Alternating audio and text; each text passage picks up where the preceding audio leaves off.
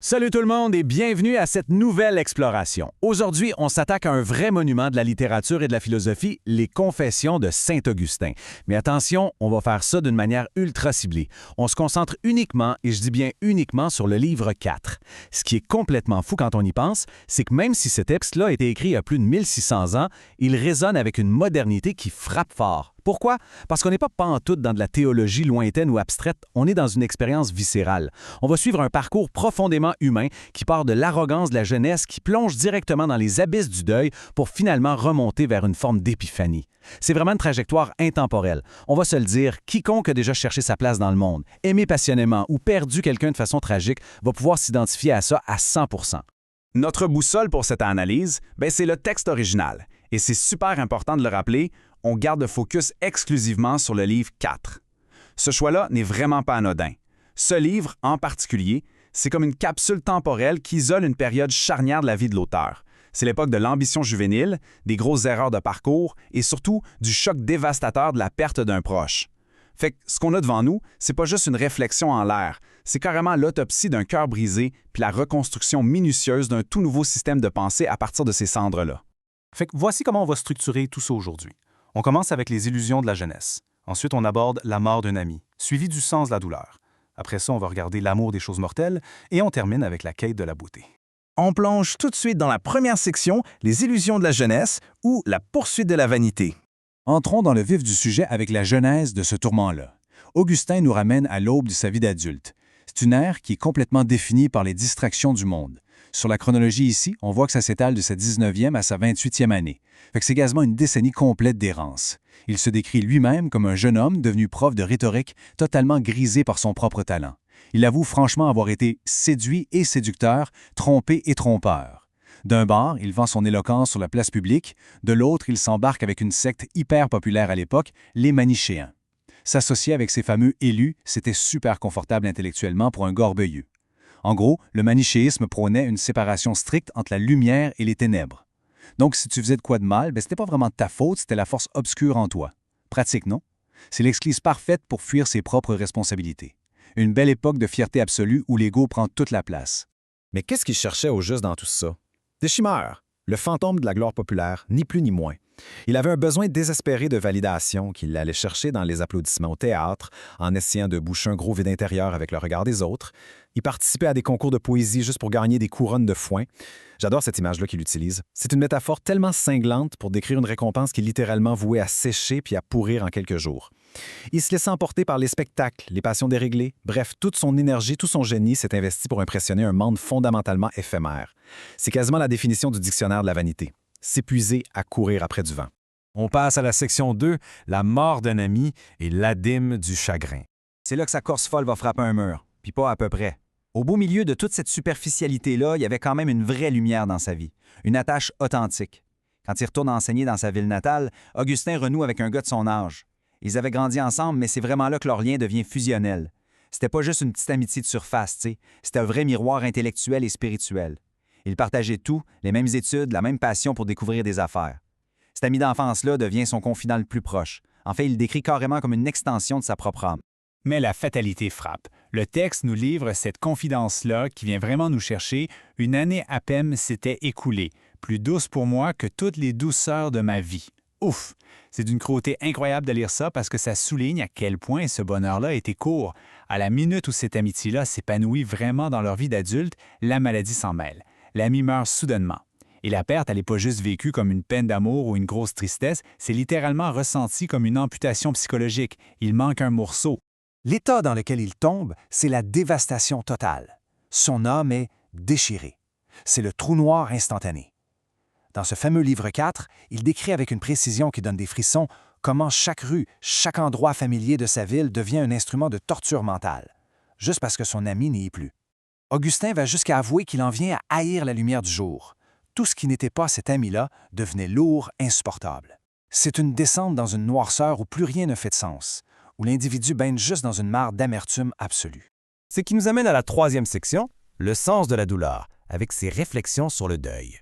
C'est exactement de cette souffrance-là que va naître une introspection fascinante. Augustin ne fait pas juste pleurer, il décortique la mécanique de sa propre peine. Il nous pose une question super intéressante, pourquoi les pleurs sont-ils doux aux malheureux? On a tous déjà remarqué ça, ce phénomène bizarre où on trouve un certain réconfort à pleurer toutes les larmes de notre corps. Il se demande, est-ce que les larmes viennent d'une certaine façon remplacer l'ami qu'on a perdu? Est-ce que c'est le soulagement d'exprimer à quel point on est dégoûté par la vie qui rend la douleur presque savoureuse? Il réalise que, quand le deuil est profond, pleurer c'est la seule affaire qui fait du bien, la seule action qui semble proportionnelle au vide immense qui vient de se créer. L'analyse psychologique qu'il fait ici pour l'époque, c'est d'une modernité complètement folle. Mais, tranquillement pas vite, la guérison s'installe.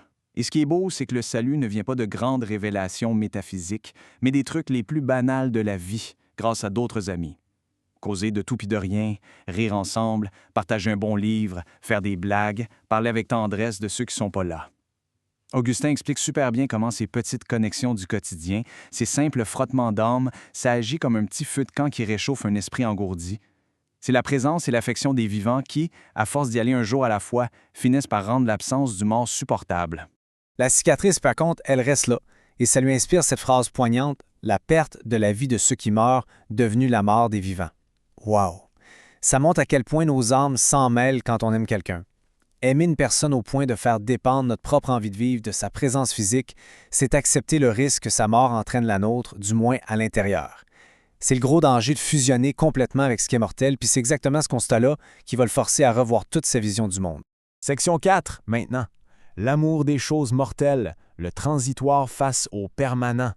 Là, on touche vraiment au cœur philosophique et théologique du livre 4. Son deuil agit comme un détecteur qui met en lumière une grosse erreur dans sa façon de voir la vie. En gros, il y a un danger immense à s'attacher de façon absolue à des choses qui inévitablement vont disparaître. D'un côté, tu as l'amour exclusif des choses mortelles qui mène direct à l'âme déchirée. Pourquoi? Parce que la perte est mathématiquement garantie. Tout le monde meurt un jour, on s'entend. De l'autre côté, en opposition totale, le texte propose de placer son amour dans ce qui est éternel, donc l'amour en Dieu. L'idée, c'est pas d'arrêter d'aimer les humains, pas du tout. C'est de les aimer en sachant très bien qu'ils sont fragiles, mais en ancrant cet amour-là dans une vérité qui, elle, ne passera jamais. Ça amène une paix solide, parce que ton bonheur repose sur une fondation que ni la maladie ni le temps ne peuvent venir casser. Pour appuyer ça, il observe la condition mortelle d'une façon super clinique. C'est la loi de base de notre monde. Les choses naissent, elles grandissent, elles vieillissent, puis elles meurent. C'est mécanique. Et pour illustrer pourquoi ce cycle-là est nécessaire, Augustin nous sort une analogie brillante avec le langage. Pensez-y 2 secondes. Quand on parle, pour qu'une phrase ait du sens, il faut que chaque syllabe soit prononcée puis qu'elle disparaisse tout de suite pour laisser la place à la prochaine. Si une syllabe refusait de mourir puis qu'elle résonnait pour l'éternité, la phrase pourrait jamais finir puis ça voudrait rien dire. Mais c'est pareil pour l'univers. Les choses mortelles doivent céder leur place pour que la grande beauté de la création puisse s'accomplir. Vouloir figer le temps pour garder quelqu'un ou quelque chose éternellement, c'est comme se battre contre le courant de la vie elle-même. Face à cette logique implacable, le livre lance une espèce de cri du cœur. Où allez-vous dans ces rues de sentier? C'est un gros wake-up call. Pourquoi s'acharner à chercher la vie heureuse dans un pays où la mort gagne toujours à la fin? S'entêter à trouver un bonheur infini et permanent dans des choses ou des personnes qui s'effritent avec le temps, c'est se condamner soi-même à l'épuisement. C'est chercher la permanence à la seule place où elle n'existe pas. Faut chercher ailleurs. Ce qui nous amène à notre dernière section, la quête de la beauté, entre le beau et le convenable. Cette claque de réalité sur la mortalité va beaucoup influencer la pensée d'Augustin. À cette époque-là, en essayant de recoller les morceaux de son monde après la mort de son ami, il s'est mis à chercher désespérément de l'ordre et de la logique dans tout ça. Il a même écrit un traité, qu'on a perdu depuis, où il séparait 2 concepts, le beau et le convenable. Le beau, selon lui, c'est un tout qui est harmonieux en soi, qui est parfait tout seul. Le convenable, par contre, c'est quelque chose qui devient beau juste parce qu'il s'ajuste parfaitement à autre chose. Pensez à une clé et une serrure. Une clé, c'est pas spécialement beau à regarder, mais c'est convenable parce que ça fit parfaitement pour ouvrir la porte. C'était sa façon à lui, encore très terre-à-terre, d'essayer de comprendre comment les petits fragments brisés de notre vie peuvent finir par s'emboîter pour créer une certaine harmonie globale. Un petit détail assez fascinant sur ce traité perdu-là, il l'avait dédié à un certain Iérius, un grand orateur de Rome. Le bout le plus surprenant de l'histoire, ils s'étaient jamais rencontrés de leur vie. Le jeune Augustin était devenu un fan fini de ce gars-là juste parce que d'autres personnes en disaient du bien.